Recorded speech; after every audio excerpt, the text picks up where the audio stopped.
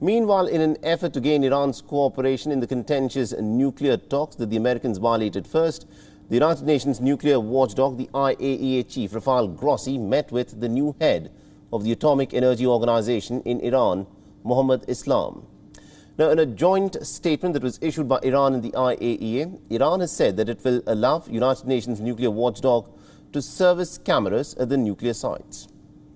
توافق کردیم که برای تعویض کارت‌های حافظه دوربین‌های نظارتی تیم فنی مربوطه بعد از توافق به ایران بیان و کارت‌های حافظه رو بتونن و اقداماتی رو که بایستی برای دوربین‌ها انجام بدن به لحاظ فنی رو انجام. The continuity of the operation of the agency's equipment here, which is indispensable for us to provide the necessary guarantees and the information to the IAEA and to the world that everything is in order and that we are going to be able to assist Iran in its future negotiations in the context of the JCPOA. Now, the talks between the IAEA chief and also Iran were aimed at easing the standoff between Tehran and the West over the contentious issue. The United States, remember, has threatened to scupper the negotiations on the nuclear deal's revival, and Grossi's trip comes just a week before the meeting of the IAEA's 35-nation Board of Governors, and also amidst the backdrop of intense negotiations over the recent days aimed at securing the commitments from Iran. Meanwhile, Israel's defense minister, interestingly, has accused Iran of training terrorists. Now, Israel, for its part, has now alleged that Tehran is providing some foreign militias with drone training at an airbase near the city of Isfahan.